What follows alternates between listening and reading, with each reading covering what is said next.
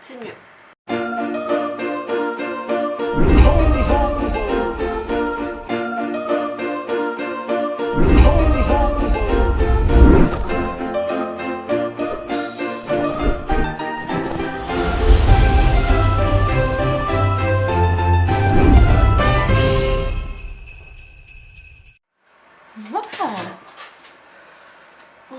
Oh, une luminosité abominable. J'ai vraiment l'air fatiguée, malade, tout ce que vous voulez. Mais non, en fait, tout va bien.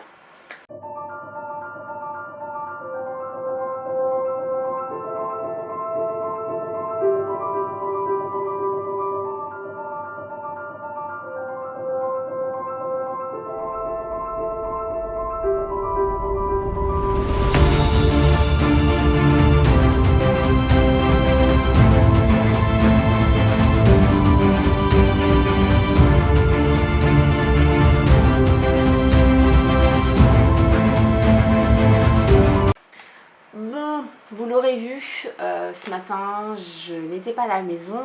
On est allé chercher des croquettes pour Ekat et oh mon Dieu, le temps de la pluie, des rafales de vent de malade et puis de la neige fondue. Donc,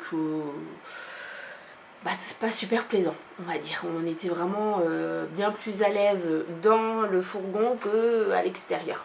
Est-ce que je vous fais la tenue du jour? Allez, je vous fais la tenue du jour. Voilà, on va peut-être, je sais pas ce que vous en pensez, mais j'ai bien envie, mais bien sûr, j'ai bien envie dans mes vlogmas de reprendre un petit peu les rituels que j'avais dans mes vlogs, mes daily vlogs, c'est-à-dire la météo, l'humeur du jour, la tenue. Alors la météo, vous l'aurez compris, hein, pourri de chez pourri, voilà. L'humeur, eh ben ça va, mais ultra fatiguée. Ouais, ultra fatiguée, je suis vraiment sur les rotules. Et puis la tenue, je vais vous montrer ça de suite. Alors attention, parce qu'on est sur une tenue digne de la Fashion Week. Le petit jean qui va bien, un t-shirt manche longue, celui-là je peux vous dire qu'il a 17 ans. Pourquoi je vous dis 17 ans?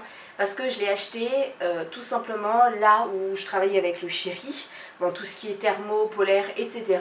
Et je l'ai acheté juste avant de tomber enceinte, mon fils a 16 ans, donc ça fait 17 ans, il n'a absolument pas bougé. Et puis cette veste gilet, qui est franchement tendance, hein, vous l'aurez compris, hein, dans le style mamie qui est à la maison, on ne peut pas faire mieux. Mais alors j'ai chaud, un truc de dingue.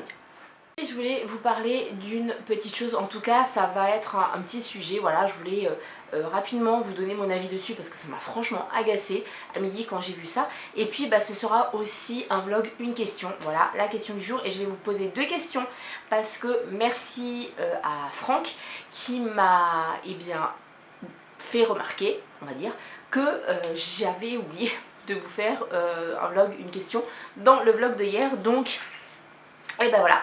Vous en aurez deux pour le prix d'un vlog. Et puis il y a également Lola qui m'avait demandé de montrer, si je pouvais montrer en fait ce qu'on mangeait. Donc déjà je vais vous montrer ce que j'ai mangé à midi.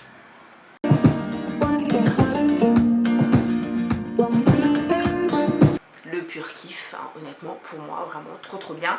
Ce que je vais manger ce soir, eh bien, ce sera du crustacé, voilà, tout simplement.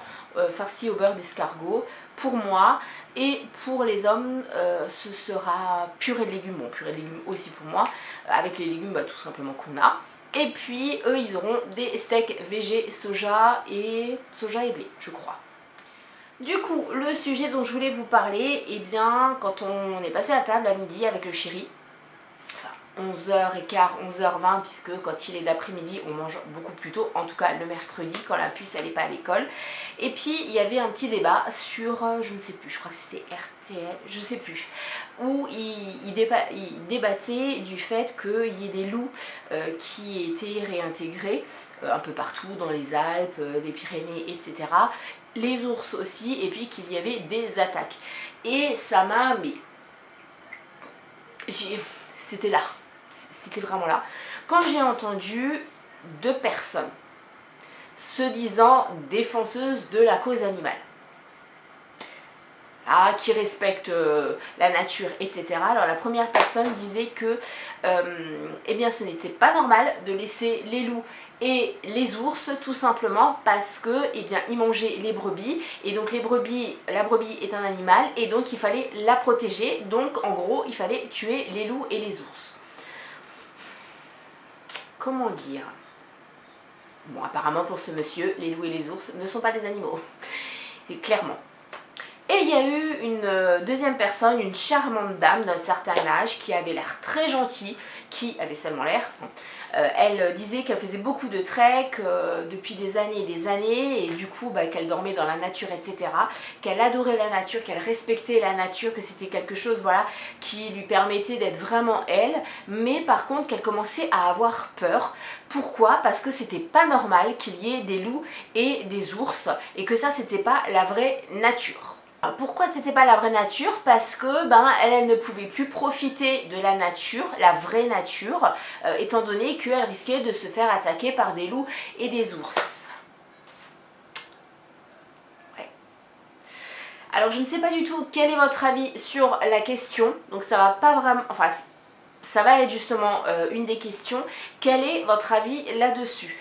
Est-ce qu'on a bien fait de réintégrer les loups et les ours ou c'est quelque chose d'abominable, on n'aurait pas dû, etc. Voilà, c'est la première question que je vous pose. Personnellement, moi, je ne comprends pas. Je ne comprends pas ces gens-là parce que ils se disent défenseurs de la cause animale, etc.